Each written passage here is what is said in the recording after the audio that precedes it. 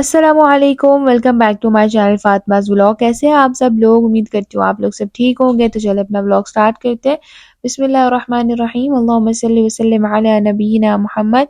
और यहाँ पर अभी सुबह का टाइम हो रहा था तो मैं बस नाश्ता कर रही थी और नाश्ता कुछ हैवी करने का मन नहीं था तो बस मैंने फ्रूट थोड़ा सा ले लिया था। और उसके बाद यहाँ पर अभी जो है वो दोपहर का टाइम हो रहा है और हम लोग जा रहे थे मामा की फ्रेंड की तरफ, क्योंकि वो बस पाकिस्तान वापस जाने वाली कुछ टाइम के लिए आई थी। और ये जो मैं दिखा रही थी ना, यहाँ से ये जगह मैंने इसलिए कैप्चर किया कि ये हम लोगों का पहला घर था। हम लोग यहाँ पर पहले रहते थे और ये हमारे फैमिली फ्रेंड्स थे। तो मेरी मामा की जो फ्रेंड है उनकी सारी फैमिली पाकिस्तान में है, बस उनके हस्बैंड इधर है तो इसलिए वो कुछ टाइम के लिए यहाँ आती हैं और उसके बाद फिर वो वापस पाकिस्तान चली जाती हैं। और उसके बाद बस यहाँ पर अभी हम लोग उनके घर आए थे और मुझे इतनी खुशी हो रही थी ना अपना पहले वाला घर देखकर। और हम लोगों ने ये चेंज इसलिए कर लिया था कि हम लोगों ने अपने बाबा के जो हॉस्पिटल है ना उसके पास घर लेना था, तो फिर इसलिए हम लोगों ने ये घर चेंज कर लिया था। और वैसे तो यहाँ पर सऊदी अरब में ऐसा होता है कि जो घर हम लोग चेंज कर लेते हैं ना, शिफ्ट हो जाते हैं कहीं और, तो फिर वहाँ पर इतना जाया ही नहीं जाता, मतलब कोई जाता ही नहीं है वापस उस जगह पर।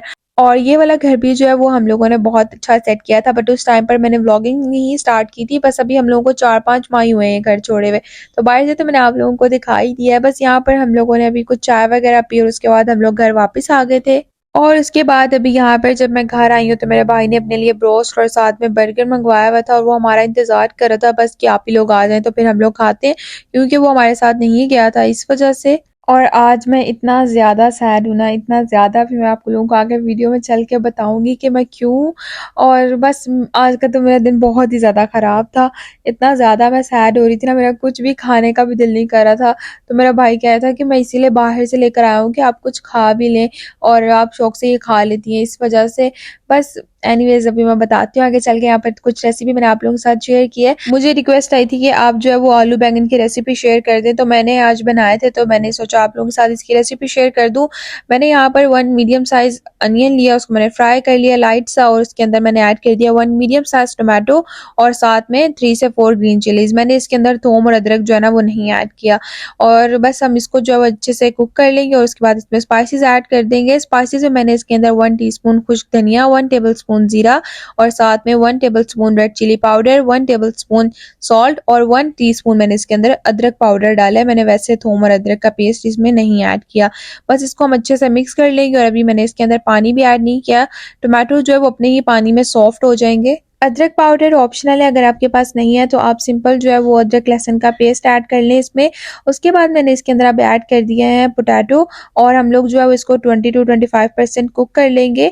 और ये मेरी मामा की रेसिपी है, जाहिर सी बात है मैंने उनसे कुकिंग सीखी है तो मैं उन्हीं की रेसिपी शेयर कर रही हूँ। तो बस हम लोग जो है वो आलू पहले ऐड कर देंगे मसाले में, उसको अच्छे से कुक करेंगे ताकि जो है वो आलू जो है वो थोड़े से जो है ना सॉफ्ट हो जाए। और फिर उसके बाद हम इसके अंदर बैंगन ऐड कर देंगे। बैंगन भी डालने के बाद कुछ लोग फौरन ही पानी डाल देते हैं, जिस वजह से वो इतने ज़्यादा मज़े के नहीं बनते और मसाले का इतना ज़्यादा टेस्ट नहीं उसमें आता। मैंने बैंगन ऐड करने के बाद तकरीबन इनको जो है वो 5 से 8 मिनट के लिए मसाले के अंदर पकाया था। उसके बाद मैंने इसके अंदर 1 गिलास पानी ऐड किया था और पानी ऐड करने के बाद फिर मैंने इसको लो फ्लेम पर कुक होने के लिए रख दिया था, जब तक आलू और बैंगन जो है वो दोनों जो है सॉफ्ट हो जाएं इस तरीके के साथ। और हमारे घर में ना कुछ ज़्यादा ही एक्स्ट्रा सॉफ्ट सब्जी खाई जाती है, लाइक अगर गोभी बने या कद्दू बन जाए, उसके बाद बैंगन है, कुछ भी है ना, वो हम लोग थोड़ा एक्स्ट्रा ही सॉफ्ट उसको बनाते हैं। बस बैंगन यहाँ पर रेडी हो गए और इसके ऊपर मैंने जो है वो 2 टेबलस्पून देसी घी ऐड कर दिया है। और मुझे तो काफ़ी ज़्यादा वैसे इस तरह के देसी खाने मैं पसंद करती हूँ, मुझे अच्छा लगता है खाना और देसी घी का भी टेस्ट अच्छा लगता है। मेरी सिस्टर को इतना पसंद नहीं है, मेरा भाई और मैं जो है ना हम लोग शौक से खा लेते हैं, हम हर सब्जी भी खा लेते हैं, सब कुछ ही शौक से खा लेते हैं। बस मेरी बहन जो है ना वो थोड़े से नखरे करती है किसी किसी सब्जी में। और बस यहाँ पर हमारी मज़ेदार सी सब्जी भी रेडी हो गई है। मैंने इसके ऊपर जो है वो थोड़ा सा धनिया ऐड कर दिया और उसके साथ में मैंने इसके ऊपर 1 टीस्पून ब्लैक पेपर ऐड कर दिया था। बस 2 चीज़ों का ध्यान रखें कि जब आलू और बैंगन ऐड करें तो इसमें फ़ौरन से पानी मत ऐड करें, उसको अच्छे से मसाले में पकाएं ताकि मसाले का मज़ेदार सा टेस्ट जो है वो आ जाए आलू में भी और बैंगन में भी। अगर फ़ौरन पानी ऐड कर दे तो अच्छे नहीं बनते। बस यहाँ पर हमारे आलू बैंगन भी रेडी हो गए और मेरी बहन कह रही थी कि आज वो बनाएगी चावल। और आज उसने फर्स्ट टाइम जो है ना ये व्हाइट राइस बनाया और वो कह रही थी कि आप ही मैं बनाऊंगी, तो मैंने कहा कि चलो आप बना लो। और ये उसके चावल डालने का तरीका ये मेरी मामा से बच गई है, लेकिन व्लॉग में देखेंगी मामा तो फिर इसको बताएंगी, क्योंकि मामा कहती है कि इस तरह चावल टूट जाते हैं अगर हम लोग बहुत ज्यादा चम्मच लगा कर चावल निकालते हैं। चम्मच देखें जो इसने चावल पकाने के लिए लिया हुआ है सालन वाला। ने मुझसे तरीका पूछा था कि आप ही ये जो वाइट राइस है ना ये कैसे बनेंगे, तो मैंने इसको कहा था इसमें सिनेमन स्टिक भी ऐड कर देना। 1 मिनट पानी बंद करें। तो ये जो इसने सिनेमन स्टिक इसके अंदर ऐड किया ना, ये आप लोग देख सकते हैं, ये ज़रा इसकी सिनेमन स्टिक चेक करें। और ये आई थिंक ये हाफ़ kg राइस बना रही है और उसके अंदर इसकी सिनेमन स्टिक चेक करेंगे क्या इंग्रेडिएंट्स डाले हैं मेरी बहन ने इसके अंदर। एक सिनेमन स्टिक ये और एक वो है छोटी नहीं, बहुत छोटी है। और जीरा भी कहीं बेचारा नजर आ रहा है। और ये उसके वाइट राइस भी बनके तैयार हो गए हैं, आलू बैंगन के साथ बनाए थे और माशाल्लाह से काफ़ी अच्छे बना लिए। बस वैसी जाहिर सी बात है बहन एक दूसरे को तंग ना करे, ऐसे कैसे हो सकता है। बस मैं उसको थोड़ा सा तंग करी थी, लेकिन जैसे फर्स्ट टाइम बनाया तो माशाल्लाह से काफ़ी अच्छे बनाए थे। बस यहाँ पर सबने खाना वगैरह खाया और उसके बाद हम लोग आ गए थे बाहर, क्योंकि अली का फ्रेंड आया हुआ था और वो सब मतलब मेरी फ्रेंड आई हुई थी। तो उसके बाद हम लोग बाहर आ गए और इनका प्लान था आज फुटबॉल खेलने का। तो अली रज़ा और फहद ने दोनों ने जो है वो तोप पहनी हुई थी, तो इसलिए फिर ये एक दूसरे की हेल्प कर रहे थे कि अब हम लोग जो है ना वो तोप के ऊपर बांध के और फिर यहाँ पर फुटबॉल खेलते हैं। और कल ऐसा हुआ था कि हमारे घर में दावत थी और जब दावत की मैंने सारी रिकॉर्डिंग की, जितनी मेरी ऑडियंस ने मुझसे रेसिपीज़ मांगी थी वो सब भी मैंने उसमें बनाई। और कुछ ऐसी 1-2 रेसिपीज़ थी जो मुझे जिसकी रिक्वेस्ट आई थी वो मैंने उसमें बनाई थी। उसके बाद मैंने वो सारी वीडियोस रिकॉर्ड की। मेरे इस मोबाइल की स्टोरेज फुल थी जिस वजह से मैंने सारी डिलीट की हुई थी, लेकिन डिलीट एल्बम में वो सारी वीडियोस सेव थी। और मैंने जो है वो जब मैंने डिलीट एल्बम खोला तो उसमें से मैंने सोचा मैं 1-2 पिक्चर्स जो है ना वो डिलीट कर देती हूँ, क्योंकि वो व्लॉग में अपलोड कर चुकी हुई थी तो वो मैंने डिलीट करनी थी। और मुझे पता नहीं चला कि वो कब मुझसे सारी सिलेक्ट हो गई और वो सारा डेटा ही ख़त्म हो गया, सारी पिक्चर्स वीडियोस सब, वो पूरा व्लॉग डिलीट हो गया। और उसका मुझे इतना ज़्यादा दुख है, इतना दुख है ना कि मैं बता नहीं सकती। मैं जब मुझे पता चला ना कि मुझसे सारी वीडियोस डिलीट हो गई हैं तो मैं रोने लग गई बाद में। मेरी मामा कहती कि चलो कोई बात नहीं, फिर नेक्स्ट टाइम सही इंशाल्लाह। बट मैंने कहा कि नहीं, मुझसे मेरी सारी ऑडियंस ने कुछ रेसिपीज़ भी मांगी हुई थी और यकीन करें इतनी खूबसूरत दावत थी, इतना कुछ मैंने 9 डिशेज़ उसमें बनाई थी और इतनी सारी मेरी रेसिपीज़ भी चली गई, सारा व्लॉग भी चला गया।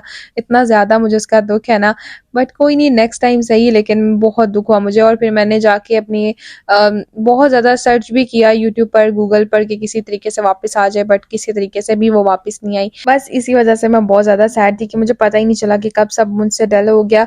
उसके बाद बस जब हम बाहर थे तो उसके बाद अली ने फ्राइज़ और कुछ चीज़ें वगैरह ली थी, सब ने खाई, एंजॉय किया। और यहाँ पर अभी हम लोग आ गए थे घर और मेरे बाबा की फरमाइश पर अभी हम लोग बना रहे थे कद्दू का रायता। और ये गर्मियों के लिए बहुत बेस्ट है, तो मैंने सोचा इसकी रेसिपी मैं आप लोगों के साथ शेयर करती हूँ। कद्दू को जब हम लोगों ने ग्रेट करके बॉईल कर लिया, इस तरीके से हम लोगों ने इसको कद्दूकश कर लिया था और उसके बाद हमने इसको बॉईल कर लिया है। यहाँ पर अभी हम लोगों ने चटनी बनानी है, उसके लिए हम लोगों ने धनिया, पुदीना और हरी मिर्चें ली हैं। बस हम इसकी चटनी बना लेंगे। और कद्दू को जब हम लोगों ने बॉईल किया तो उसके अंदर ज़ीरा और 1 टीस्पून हमने उसके अंदर सॉल्ट ऐड कर दिया था। यहाँ पर अभी हम लोग बनाने लगे हैं ग्रीन चटनी। उसके अंदर भी हम लोगों ने जो है वो थोड़ा सा पानी और साथ में हाफ टी स्पून से भी थोड़ा सा कम जो है वो सॉल्ट ऐड किया और बस इसकी हम लोग मज़ेदार सी चटनी बना लेंगे। चटनी भी यहाँ पर रेडी हो चुकी है, कद्दू भी हमने बॉईल कर लिया है और अब बस हम दही लेंगे, उसको अच्छे तरीके से विस्क की मदद के साथ मिक्स कर लेंगे। और आप यकीन करें कि ये रायता आप लोग जो है ना वो गर्मियों में लाजमी बनाइएगा, बहुत ही अच्छा होता है, सेहत के लिए भी बहुत अच्छा है और आपको हाइड्रेट भी रखता है। बहुत ही कमाल का ये रायता है, इसकी ये तासीर में भी बहुत ठंडा होता है, तो आप लोग खुद भी खाएं और अपने बच्चों को भी जो है ना वो लाजमी बना कर दें।